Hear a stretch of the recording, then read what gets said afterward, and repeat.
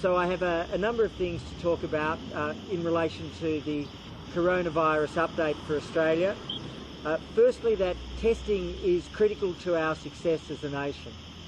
We have been identified by the London School of Hygiene and Tropical Medicine as the most accurate testing nation of the 83 nations around the world which they have considered, and we have one of the broadest testing regimes in the world. Critical to that is the combination of public and private respiratory clinics. This Rosebud clinic will be the 308th public clinic in Australia, and that's a mixture of state and territory and Commonwealth respiratory clinics. All are funded either in whole or in part by the Commonwealth, and together with the states, we're really pleased that these clinics have been able to provide support for Australians around the country. Testing allows us to identify cases and to find those people who might have been in contact with somebody that has been diagnosed. It's fundamental to saving lives and to protecting lives. What I do want to give is a brief update on containment and capacity before looking at the recovery process. In terms of containment, we continue to bring those people who are coming home to Australia into quarantine, and that is helping to save lives and prevent cases being spread through the community. It's been one of the most important things Australia has done, beginning with the ban on the 1st of February for non-Australian nationals coming from China. Secondly, we have our testing program, and shortly before coming here I've been informed that there have been almost 530,000 tests conducted in Australia now, and that's an exceptionally important development.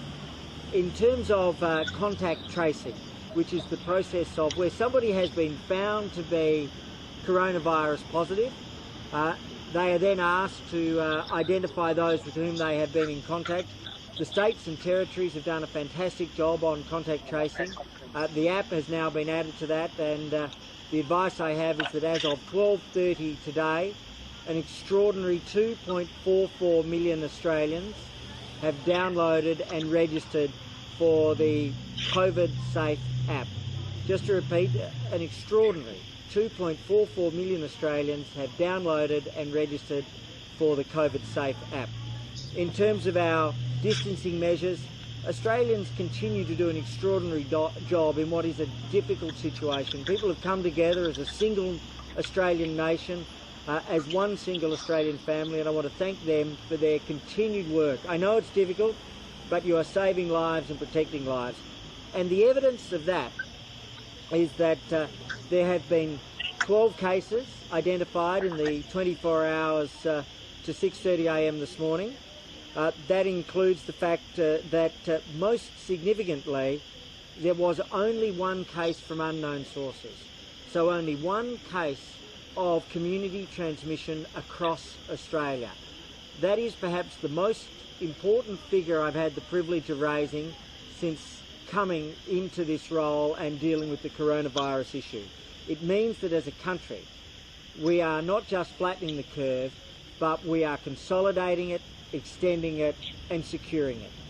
So the flattening of the curve is being consolidated, extended and secured. We have had now 100 cases in 7 days, and there are 6,727 cases as reported to me by the National Incident Centre, and 85 lives lost very, very sadly shortly before coming to you. In terms of our capacity, we now have with regards to our support for primary care and hospitals and others, 75 million masks that have arrived in Australia, and I'm pleased to announce today 500,000 for the disability sector. So 500,000 masks for the disability sector, and I think that that is extremely important. Half will go to the primary health networks and half will go to the NDIA. Further than that, our aged care workers are doing an amazing job. They're saving lives and protecting lives and showing deep compassion every day. And in our hospitals, I am very pleased that our numbers have continued to drop. 111 hospital admissions for coronavirus at present, 43 in ICU, and 27 on ventilators. There were some predictions about 6 weeks ago that by the end of April we would have run out of ventilator capacity. I'm very pleased that not only was that incorrect, but they were incorrect by a factor of 300-fold almost, that we have 7,500 ventilators that are available for use in Australia. With regards to our recovery, I've mentioned what we're doing on tracing, 2.44 million downloads and registrations. Our rapid response capability is being stepped up around the country, and today we're expanding on our testing capability with the 308th Commonwealth or state clinic that's in operation, and very importantly, these are supplemented by private clinics, and there are over 40 private clinics from Seaford to Rosebud, as an example, who through their ordinary role as pathology centres are providing support to coronavirus testing. So altogether, what that says is that Australians are doing an extraordinary job. We are winning, but we have not won yet, but every day we are getting closer.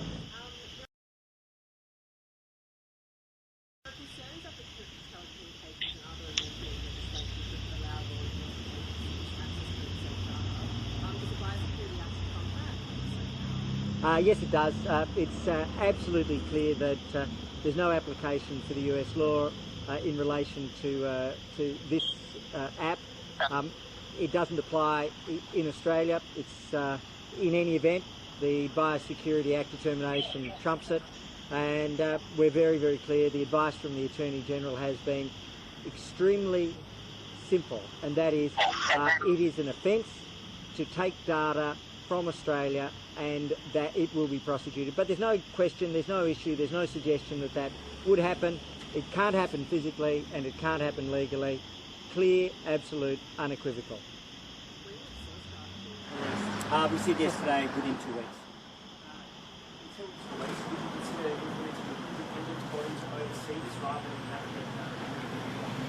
There already is, and that's the COVID committee of the Senate, which is reviewing the entire government response to COVID, and that's a multi-party committee which includes obviously the independents, the crossbench, the ALP, so people that will carry out very extensive scrutiny of government. Yeah, so it's pretty simplistically designed, but even so, some people are still a little confused when they click down on that button right at the bottom after the reads saying, as your healthcare professional asks you to upload your data, you click it, it automatically says you have COVID-19. I can find out the exact wording for you. Could there be any design changes to make things simpler and easier to use for people so they're not, I suppose, scared? Sure. Look, no proposals, as I say, to change, but we're always happy to receive comments and advice. But as at this moment, 2.44 million Australians, I think 12:30 was the update that I had today, just after midday. And so Australians have embraced their part in actions to prevent the spread of coronavirus. Firstly, through their very difficult measures of physical isolation and social distancing. Secondly, though, they've embraced and responded with uploading and registering the app at probably 10 times the speed that we had expected. Where we're at now was where we had hoped to be in 10 days' time. There are reports of some concerns over the app operating in the background, particularly for iPhone users. Are you working directly with Apple to resolve some issues? Yeah, so we were fortunate to have the experience and to see what Singapore had done. We were able to resolve those issues in Australia. They're general challenges for Apple phones right around the world, but fortunately we were able to resolve those. The app can operate whether your phone is locked, whether it's in the background, and we know that globally Apple and Google are working for all of their platforms and apps to strengthen that. So that's likely to be a global upgrade, not related to Australia, not related to this app, which they're fortunately bringing forward in coming days, which would make it even stronger. Okay, I might go to those on the telephone. Dana first. Thanks, Minister. So just a question about the elective surgery ban. The federal government provided a $1.3 billion viability guarantee to private hospitals for them to stop performing non-urgent elective surgery. There's a lot of discussion in the medical community at the moment about surgeons doing what appear to be Category 3 surgeries. If private hospitals are found to have broken the rules, will you be asking for some of that money back, and should surgeons be penalised if they broke the rules? Look, it's very, very clear that the National Cabinet established the rules. The states are enforcing them, and if there are any breaches, then the states will raise that and deal with the hospitals or the surgeons directly. We do know that in the liberalisation that was allowed, the Chief Medical Officer and the Medical Expert Panel expressly authorised a high necessity Category 3 as of this week. So Category 2 on the basis of those that were outlined, and high necessity Category 3. If something does not fall into that, then we will take a very dim view, but the states will take the lead in reviewing and enforcing. I might go to Claire. Thanks, Minister.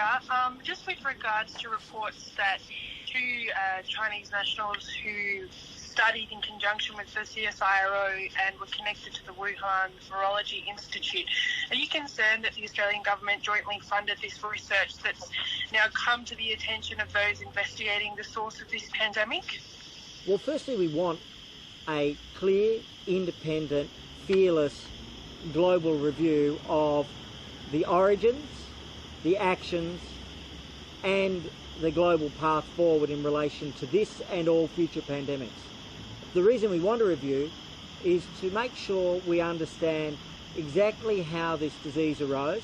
The advice that we have continues to be that it passed from the animal kingdom to humans, but there should be no doubt that in any such event, with now over 3 million people that have been diagnosed and likely more than 10 million people that have actually contracted the disease, with over 210,000 lives lost officially and probably far more in places where there hasn't been full reporting, of course there should be an independent global review that's sensible, reasonable, and it would be extraordinary not to do that. We have no information that it's other than from the animal kingdom at this stage, but everything should be examined. Now, Tamsin. Hi, Minister. States around the country are beginning to lift restrictions in keeping with the guidelines that have been agreed by the National Cabinet. What does it mean for Australia that the curve's been flattened and that the economy has been able to open up to some degree as a result of these measures that have been put in place? And would you like to see these restrictions continue to be lifted where the health advice allows it? Our goal is to get Australians back to work and back to their lives as soon as we possibly can. So every restriction that is lifted is a cause for celebration. It says that Australians have worked together, they've delivered this outcome, they've done something which the rest of the world looks at and says, wow, we wish we were Australia. And that's just a testimony to who Australians are and what they've done. And so each time a restriction is lifted, we should all be celebrating. Whether it's in one state, it's good news for every state. And the more we keep these numbers down, numbers like one case in all of Australia in the last 24 hours that came from an undiagnosed source, or what's known as community transmission, that's a cause for hope, but it's also a pathway to recovery. And Richard. Thank you very much, Minister. These rather cruel fake text messages that were sent out overnight to people who had downloaded COVID Safe, claiming they'd broken lockdown rules when they hadn't, what kind of punishments are there for coronavirus hoaxers, and what is the government doing to stop these kind of disinformation campaigns? Well, firstly, any misuse of telecommunications for a hoax is illegal. This case has already been referred to the Federal Police for investigation, and that investigation has begun, and anybody who is found responsible will be charged with a significant criminal offence. The second thing, though, is this is deeply un-Australian.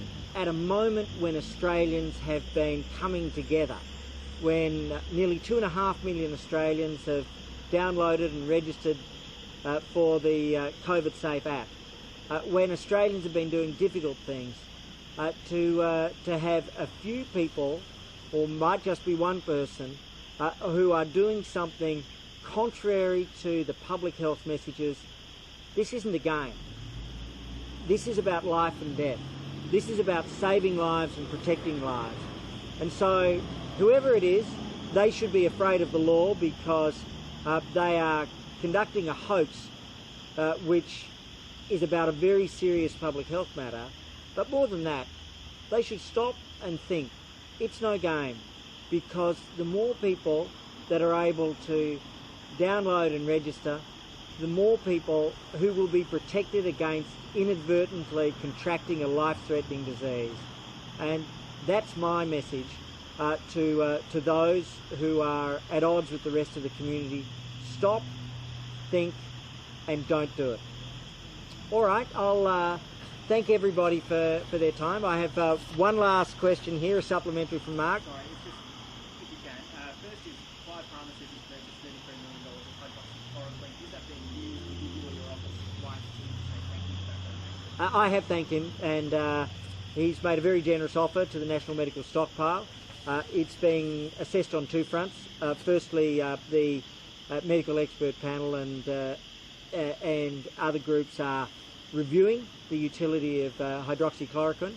Secondly, it's been made available through what are clinical trials. There are two significant clinical trials assessing both the safety and effectiveness of hydroxychloroquine.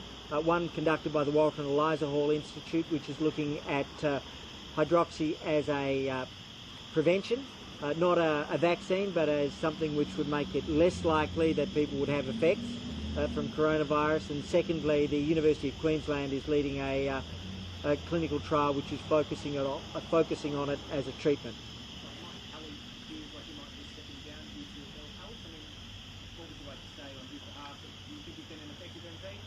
Look, I have great respect for Mike. I've had the pleasure of working with him over the years.